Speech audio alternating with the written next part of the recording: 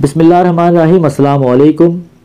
حضرت ام حبیبہ رضی اللہ تعالیٰ عنہا سے نکاح کے بعد آپ صلی اللہ علیہ وآلہ وسلم نے حضرت صفیہ رضی اللہ تعالیٰ عنہا سے نکاح فرمایا تھا۔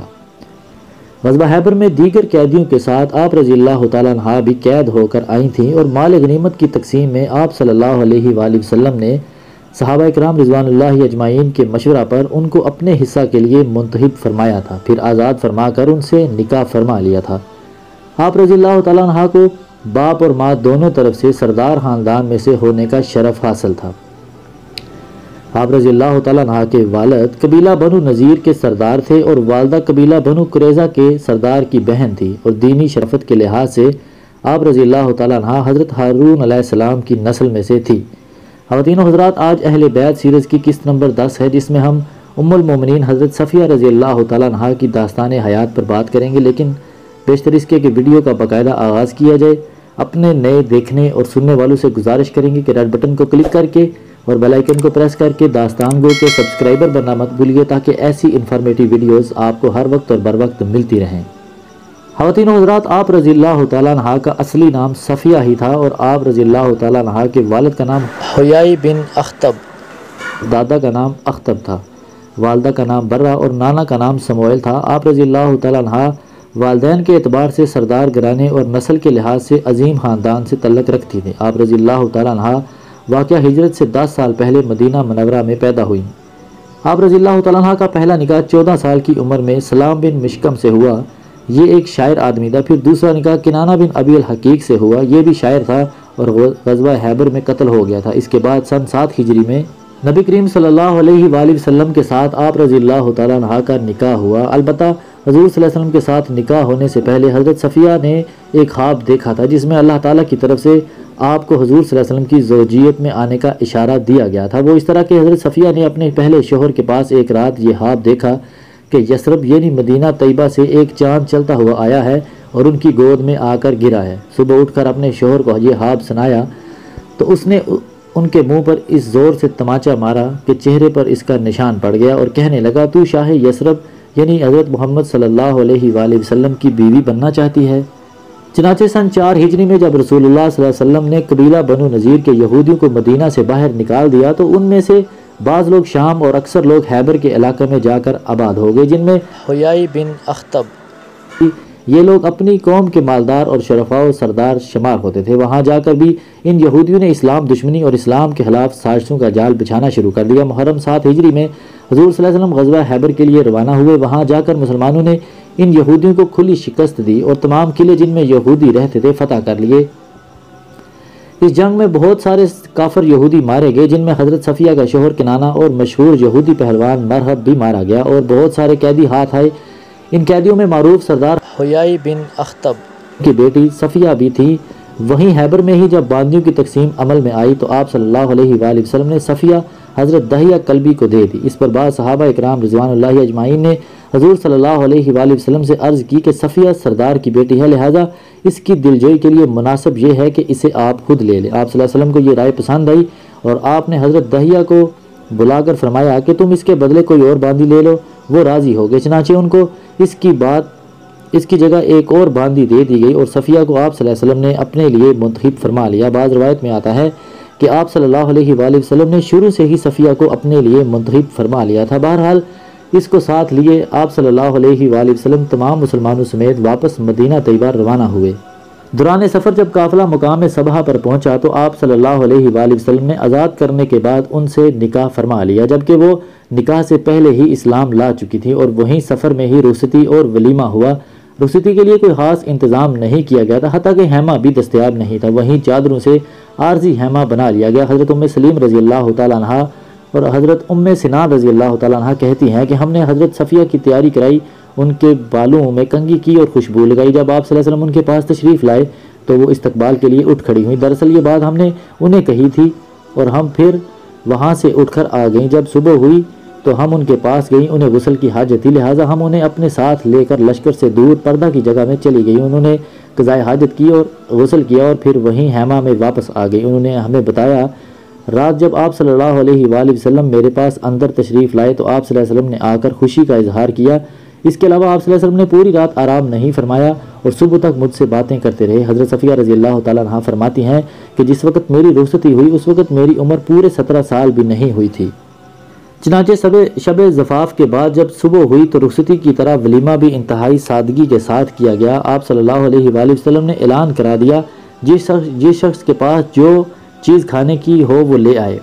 پھر چمڑے کا دسترخوان بچھا دیا اور لوگ چیزیں لانے لگے۔ کوئی شخص کھجور لایا، کوئی گھی اور کوئی ستو لے آیا۔ پھر سب نے مل کر ان تمام چیزوں کو اکٹھے ایک جگہ ملا دیا۔ اس سے ایک مالیدہ سا تیار ہو گیا جسے لوگوں نے ولیمہ کے بعد جب مدینہ منورہ واپسی شروع ہوئی تو پورے سفر میں حضور صلی اللہ علیہ وآلہ وسلم کا معمول یہ رہا کہ جب اونٹنی پر سوار ہونے کا وقت آتا تو آپ صلی اللہ علیہ وآلہ وسلم اونٹنی کو بٹھا کر اس کے پاس اپنا گھٹنا مبارک آگے کر کے بیٹھ جاتے۔ حضرت صفیہ رضی اللہ تعالیٰ عنہ آپ صلی اللہ علیہ وسلم کے گھٹنے پر اپنا پاؤں رکھ کر اونٹنی پر سوار ہو جاتی تھیں، پھر سفر شروع کر دیا جاتا۔ حضرت صفیہ رضی اللہ تعالیٰ عنہ یہ بیان کرتی ہیں کہ میں نے رسول اللہ صلی اللہ علیہ وسلم سے زیادہ اچھے اخلاق والا شخص نہیں دیکھا۔ خیبر سے مدینہ کی طرف واپسی کے سفر میں آپ صلی اللہ علیہ وسلم نے مجھے اونٹنی پر اپنے پیچھے بٹھا رکھا تھا۔ دوران سفر جب مجھے اونگ آتی اور میرا سر کجاوا کے پچھلے حصے کو لگنے لگتا تو آپ اپنے دستے مبارک سے میرا سر تھامتے اور فرماتے، اے حیا کی بیٹی دھیان سے سوار رہو۔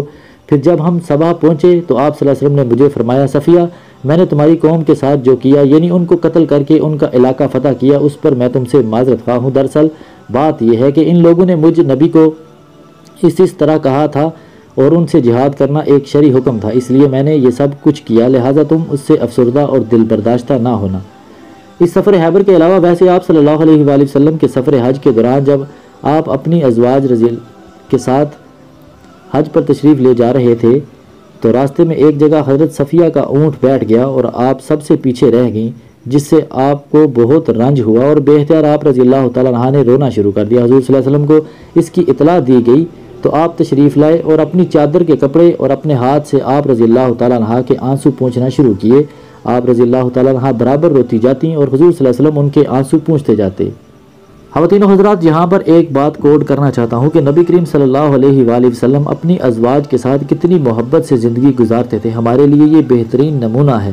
ہمیں بھی چاہیے کہ ہم اپنی زندگی کو نبی کریم صلی اللہ علیہ وآلہ وسلم کی تعلیمات سے اپنی زندگی کو خوشگوار بنا سکتے ہیں۔ حضرت صفیہ رضی اللہ تعالیٰ عنہ نے رسول اللہ صلی اللہ علیہ وسلم سے علم دین کی تحصیل میں اپنی کوششیں صرف کیں اور آپ صلی اللہ علیہ وسلم کی تعلیمات و ارشادات کو محفوظ کیا اور آگے امت تک پہنچایا۔ چنانچہ آپ رضی اللہ تعالیٰ عنہ سے مردوں اور عورتوں کی ایک بڑی تعداد نے علم حاصل کیا اور امت کے رہنما حضرات نے بھی آپ سے استفادہ حاصل کیا، جن میں امام زین العابدین علی بن حسین رحمۃ اللہ علیہ اور حضرت اسحاق بن عبداللہ رحمۃ اللہ علیہ کے نام سر فہرست ہیں۔ اشاعت علم کا یہ عالم تھا کہ بسا اوقات آپ رضی اللہ تعالیٰ عنہ کے پاس مسائل شریعہ معلوم کرنے والوں کا ہجوم ہوتا تھا۔ حضرت سہیرہ بنت جعفر بیان کرتی ہیں کہ ہم لوگ حج کر کے واپس مدینہ منورہ پہنچے تو حضرت صفیہ کے پاس مسائل سیکھنے حاضر خدمت ہوئے۔ وہاں جا کر دیکھا کہ آپ رضی اللہ تعالیٰ عنہ کے پاس پہلے سے ہی کوفہ کی بہت سی عورتیں جمع تھیں۔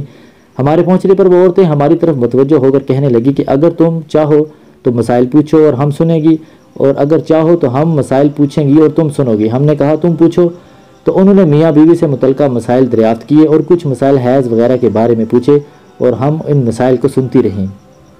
نبی کریم صلی اللہ علیہ وآلہ وسلم نے حضرت صفیہ سے فرمایا، صفیہ بلا شبہ تم نبی حضرت ہارون علیہ السلام یا حضرت اسحاق علیہ السلام کی صاحبزادی ہو، یعنی ان کی اولاد میں سے ہو۔ تمہارے چچا حضرت موسیٰ علیہ السلام یا حضرت اسماعیل علیہ السلام بھی نبی تھے اور اب تم ایک نبی یعنی محمد رسول اللہ کی بیوی ہو۔ آپ رضی اللہ تعالیٰ عنہ عبادت، تقوی، دنیا سے بے رغبتی، نیکی اور صدقہ کرنے میں عورتوں کی سردار شمار ہوتی تھی۔ نیز اللہ تعالیٰ نے آپ رضی اللہ تعالیٰ عنہ کو خاندانی شرافت، عزت و افتخار، عقل و فضل، حسن و جمال، بردباری اور دینداری سے خوب سرفراز فرمایا تھا۔ آپ رضی اللہ تعالیٰ عنہ مال کی محبت سے پاک اور مجسمہ صحابت تھیں۔